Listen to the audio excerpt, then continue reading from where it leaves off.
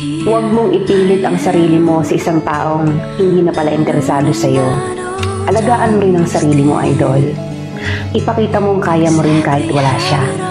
Lahat tayo may halaga. Bakit mo pa sasayangin ng oras sa taong hindi nakikita ang halaga mo? Ito ang tatandaan nyo. Kapag yung mahal nyo biglang nagbago sa'yo, yung kaya ka na niyang tiisin, yung kaya ka na niyang hindi kausapin at hinahayaan ka na lang niya. Asahan mo meron na yung ibang pinagkakaabalahan. Meron ng ibang nagpapasaya sa kanya kaya kanya natitiis. Huwag mo nang kulitin.